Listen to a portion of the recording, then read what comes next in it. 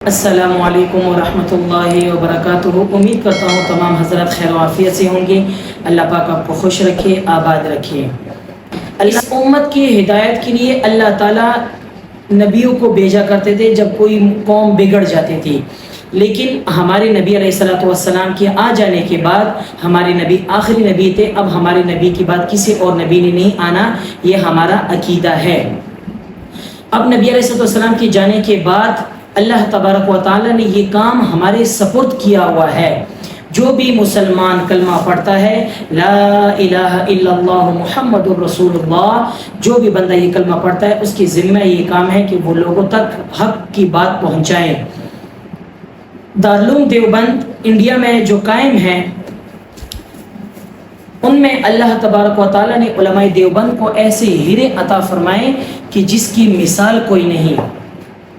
حضرت علامہ انور شاہ کشمیری رحمۃ اللہ علیہ، حضرت اشرف علی تھانوی رحمۃ اللہ علیہ، حضرت حسین احمد مدنی رحمہ اللہ، اسی طرح اللہ تبارک و تعالیٰ نے ایسے ایسے ہیرے چنے ہیں کہ جس کی مثال کوئی نہیں ہے۔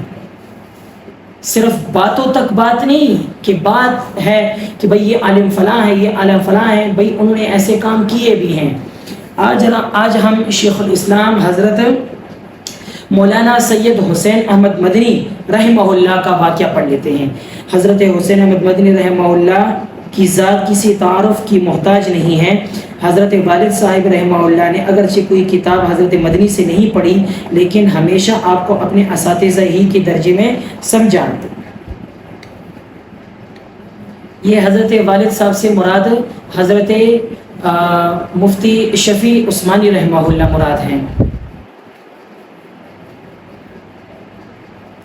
کیونکہ یہ کتاب لکھی ہے حضرت مفتی تقی عثمانی رحمہ اللہ، انہوں نے لکھی، وہ اپنے والد کا حوالہ دے رہی ہیں۔ اور آپ کے ساتھ استاذ ہی کا معاملہ فرمایا۔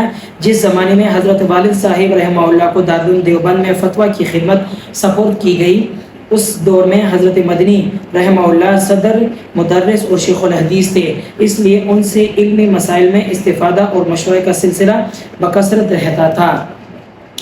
آزادی ہند کے طریقہ کار کے مسئلے میں علماء دیوبند کے درمیان جو اختلاف رونما ہوا وہ ہر پڑھے لکھے شخص کو معلوم ہے۔ حکیم الامت حضرت تھانوی رحمہ اللہ اور حضرت علامہ شبیر احمد عثمانی رحمہ اللہ کا نقطہ نظریہ یہ تھا کہ مسلمانوں کے لیے ایک الگ مملکت ہونی چاہیے تاکہ وہاں مسلمان کسی غیر مسلم اکثریت کے اشتراک کے بغیر حکمرانی کر سکے، جیسے کہ اللہ تعالیٰ نے ہمیں یہ پاکستان دیا، وہاں پر اسلامی شریعت نافذ ہونے کے امکانات پیدا ہوں۔ دوسری طرف حضرت مدنی رحمہ اللہ اور بعض دوسرے علماء دیوبند برصغیر کی تقسیم کو مسلمانوں کے لیے، خاص طور سے اقلیتی صوبوں کے مسلمانوں کے لیے مضر سمجھتے تھے، اس لیے کہ وہ ملک تقسیم کے خلاف تھے۔ یعنی جو علماء کرام، علماء دیوبند جیسے بعض لوگ کا نظریہ یہ ہے نا کہ علماء دیوبند میں تو ایسے علماء بھی گزرے ہیں جو پاکستان کے بننے کے قائل نہیں تھے، ان کا جواب بھی میں آپ کو بتا دیتا ہوں۔ اور جو علماء کرام بننے کے قائل تھے ان کا تو انہوں نے بتا دیا کہ وہ ایسے چاہتے تھے کہ وہ غیر مسلموں کے ساتھ ان کا یعنی غیر مسلموں سے الگ ہو، لیکن جو علماء کرام یہ چاہتے تھے کہ بھئی الگ صوبہ نہ ہو، الگ ملک نہ ہو، ان کا نظریہ یہ تھا کہ بھئی اگر مسلمان بٹ جائیں گے تو جب مسلمانوں پر کوئی تکلیف آئے گی تو اور کوئی مسلمان ان کے ساتھ مدد نہیں کریں گے۔ جیسے کہ انڈیا میں دیکھیں، اگر کوئی مسلمانوں پر کوئی تکلیف ہوتی ہے تو ہمیں یہاں کوئی تکلیف ہوتی ہے؟ نہیں ہوتی۔ پورا کا پورا فلسطین ملک جل گیا، تباہ و برباد ہو گیا، بچے شہید ہو گئے، عورتیں شہید ہو گئی، نوجوان شہید ہو گئے، بوڑھی شہید ہو گئے۔ آپ ذرا دل پر ہاتھ رکھ کر بتائیں کہ آپ نے کچھ کیا؟ آپ نے ان مسلمانوں کے لیے کوئی کام کیا؟ نہیں کیا۔ یہ ہمارا حال ہے، یہ ہمارا حال ہے کہ کچھ بھی نہیں کر سکتے، ہم کچھ بھی نہیں کر سکتے، اور باتیں ہم سے سنو، باتیں تو ہم ایسے ایسے باتیں کریں کہ آپ کو بھی پتہ چل جائے۔ تو جو علماء کرام پاکستان کے بننے کے قائل نہیں تھے وہ یہی کہتے تھے کہ جب ہندوستان کے مسلمان پر کوئی تکلیف آئے گی تو ان کی مدد کون کرے گا؟ تو ان کی مدد یہی مسلمان ہی کریں گے۔ لیکن ابھی دیکھیں ہم پاکستان میں رہ رہے ہیں، اب ہندوستان پر کوئی حالات آ جائیں ہمیں کوئی فکر نہیں ہوتی۔ فلسطین پر کوئی حالت ابھی آئی ہوئی ہے، یہ 7 اکتوبر جو آنے والا ہے اس پر پورا 1 سال گزر جائے گا کہ فلسطینیوں پر یہی عذاب ہو رہا ہے، اور کوئی غیرت مند مسلمان، کوئی غیرت مند حکمران، کوئی غیرت مند کوئی بندہ بھی نہیں ہے جو متحد ہو کر فلسطینیوں کی بات کرے۔ تو جو علماء کرام پاکستان کے بننے کے قائل نہیں تھے، وہ بھی میں نے آپ کو بات بتا دی۔ دوسری، قیام پاکستان سے ذرا پہلے دونوں نقطۂ ہائے نظر کا اختلاف اپنے عروج پر تھا، لیکن یہ بھی ایک مثالی اختلاف تھا۔ دونوں فریق دیانتداری سے جس موقف کو اسلام اور مسلمانوں کے حق میں مفید سمجھتے تھے، اس پر نہ صرف مضبوطی سے قائم تھے بلکہ اس کی کامیابی کے لیے عملاً کوشاں تھے۔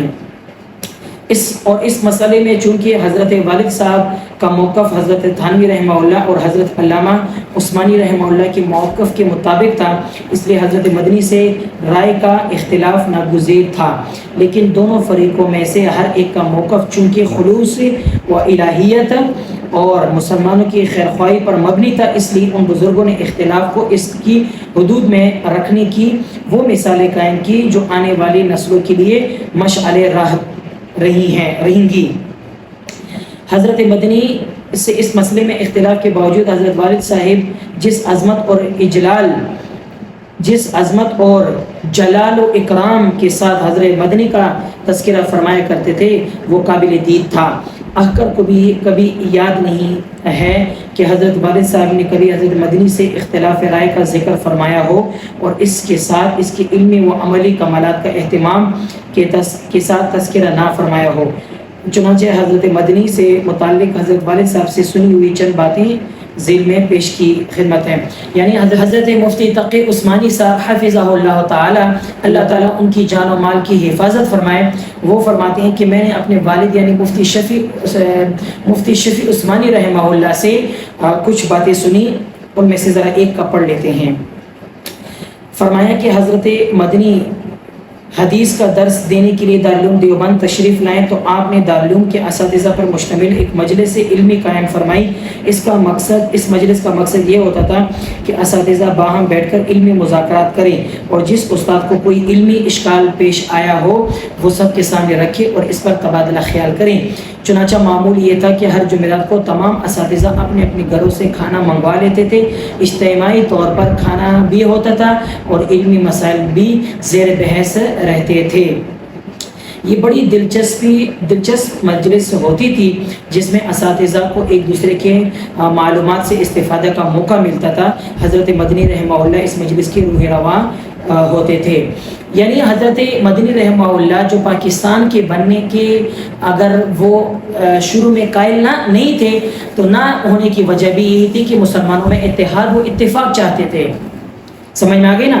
تو یہ ان کا ایک تذکرہ فرما دیا۔ اور حضرت مدنی رحمہ اللہ جو تھے وہ دارالعلوم دیوبند کے شیخ الحدیث کے مرتبے پر فائز تھے۔ اللہ تعالیٰ نے ان کو جو مقام اور جو عزت عطا فرمائی وہ اللہ تبارک و